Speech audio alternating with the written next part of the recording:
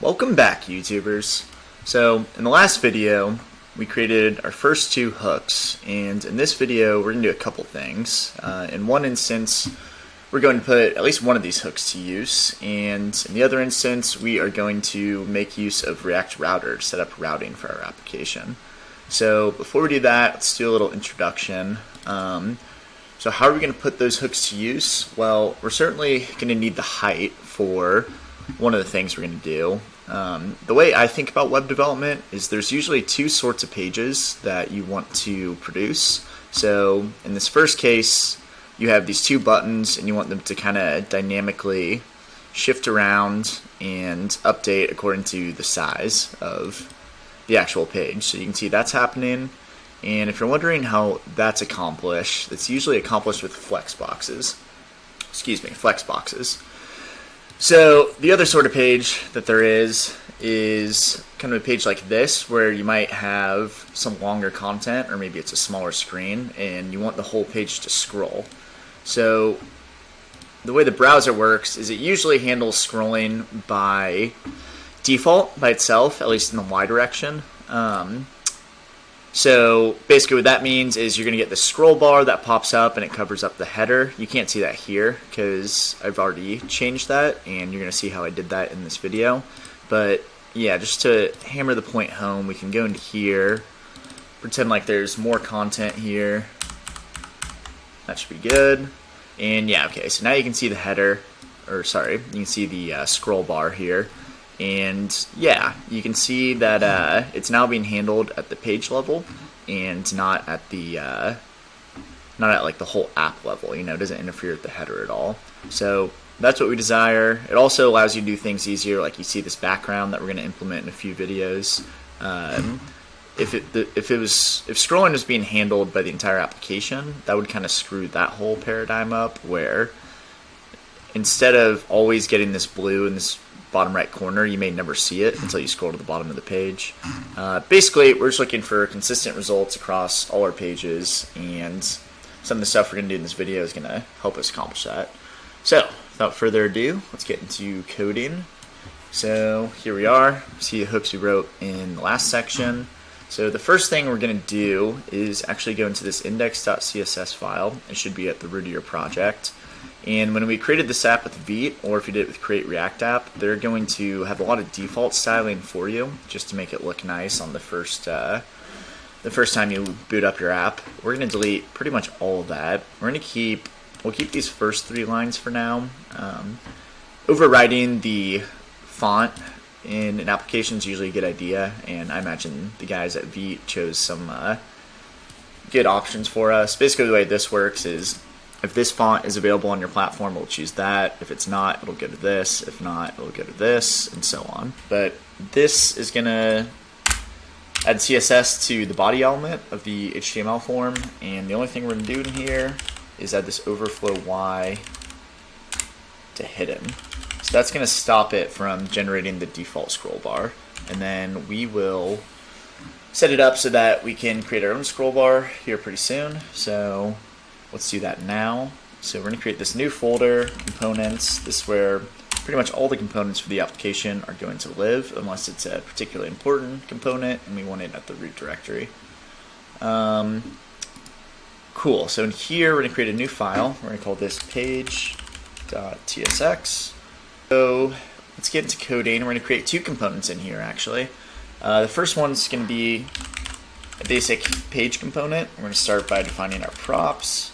Props are going to be simple. It's basically just going to be a wrapper component, and so it's going to have one prop. We're going to call it children. It'll be of type React Node. Cool. We'll find our component down here.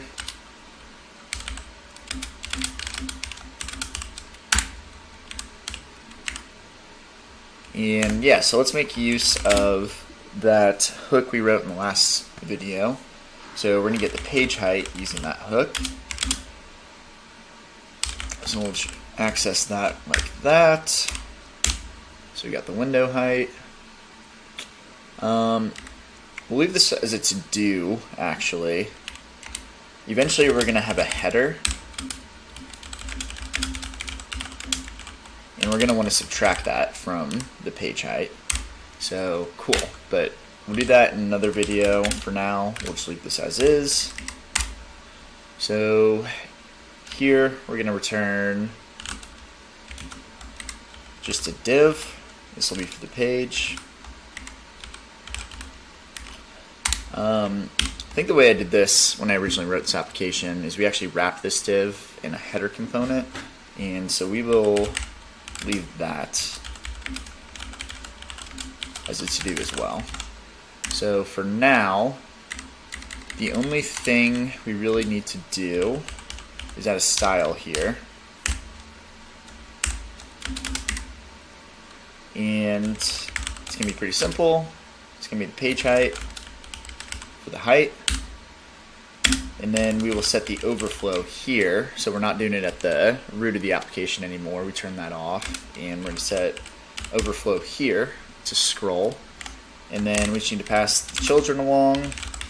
And cool, we've got a good page wrapper. So now basically for all the pages we define, we're going to wrap it in this page component. And yeah, it's gonna look good.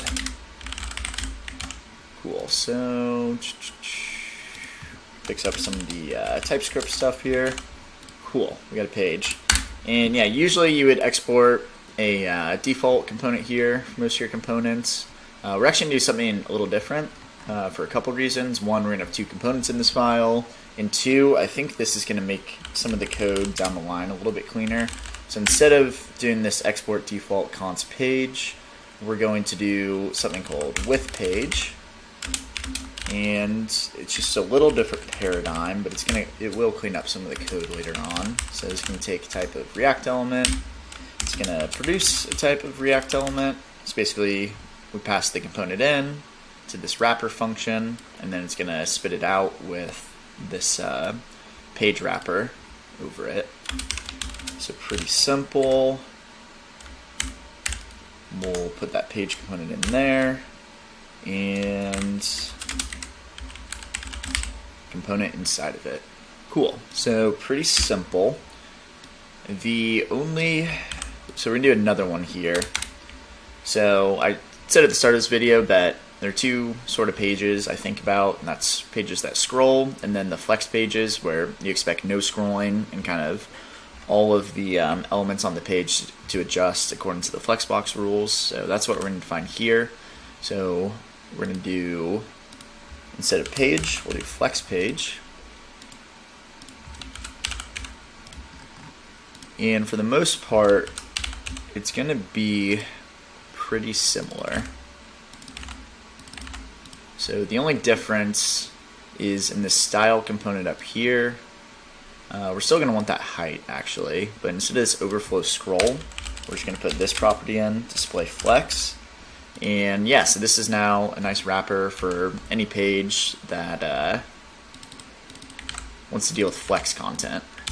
So cool, pretty simple, got those defined. Let's add a few spaces in there.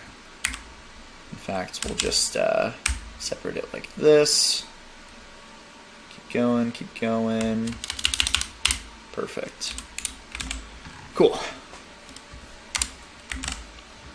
So there's that. Let me pause real quick. Alright, and we're back. So we are now going to define another component, and this is going to be one of those special components that live outside of our components directory. So now we're going to create what we'll call a router. So this will handle all the routing for our application. If you ever have a lot of routes, it may make sense to make a router directory and kind of split that up, but we're not going to have too many routes, and this will be simple enough. So first thing we're going to do is define this router component. So const router equals takes no children. And we're probably just going to want some dummy routes for now, but I guess before we do that, in fact, we can clean this up a little bit.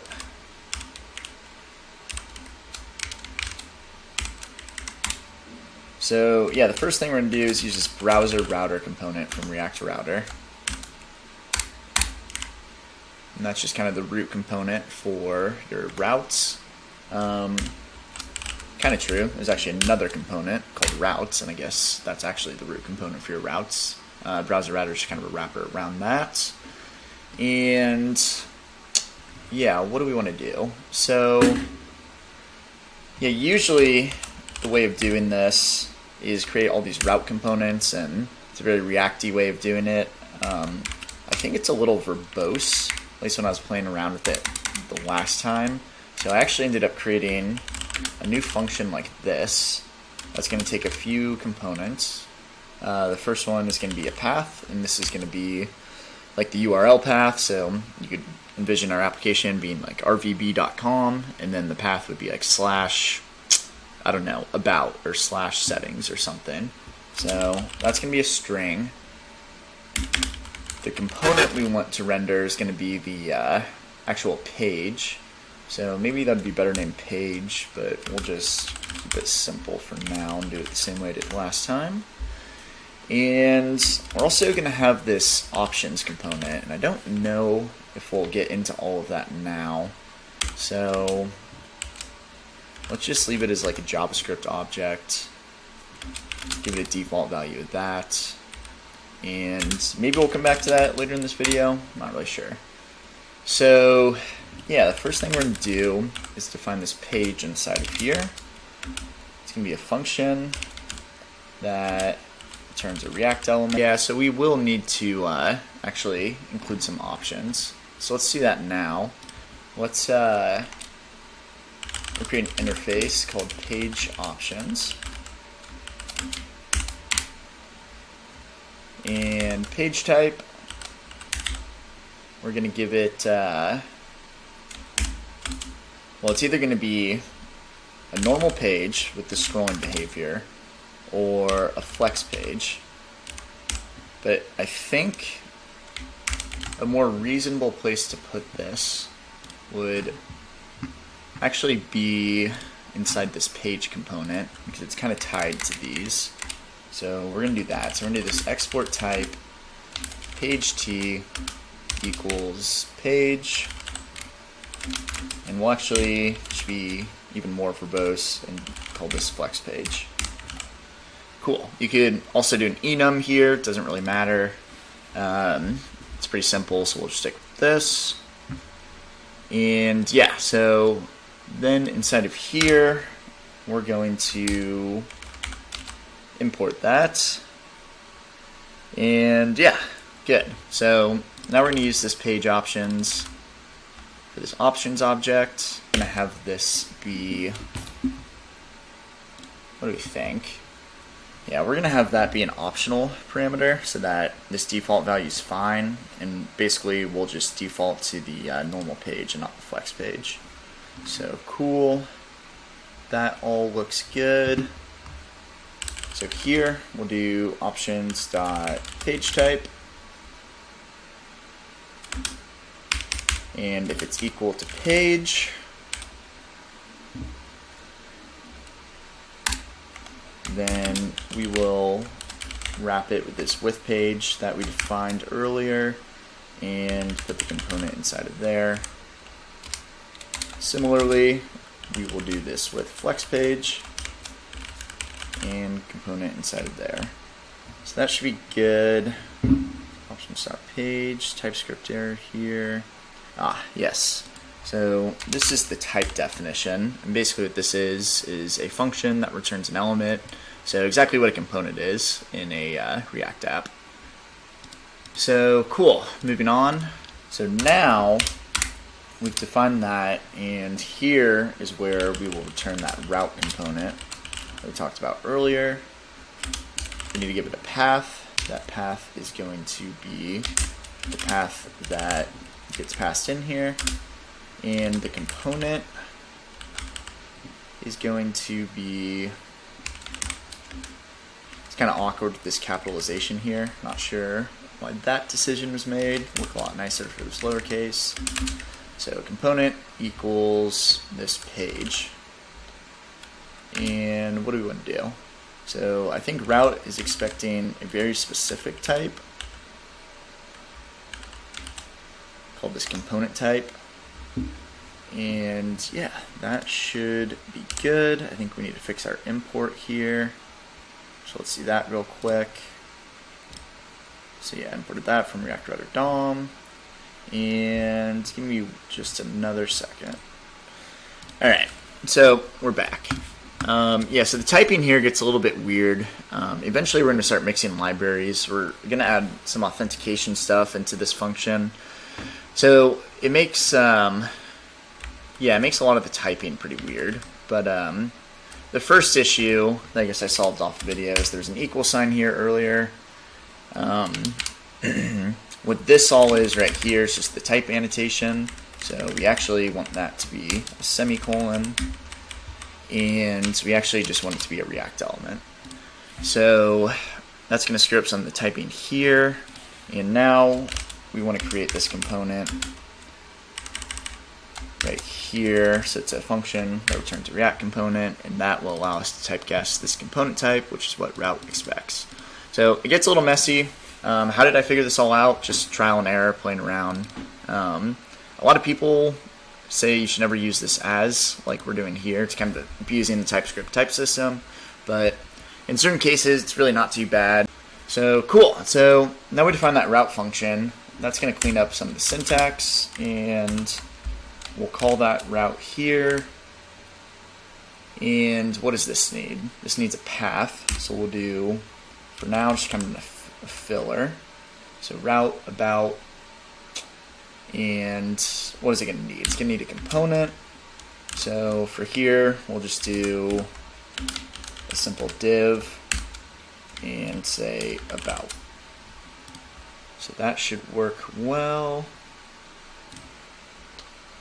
So all we should have to fix here is this update. And then what is this complaining about? JSX expressions may not use comma operator. Extra parentheses there. Cool. So now what's it complaining about? No parentheses at the end.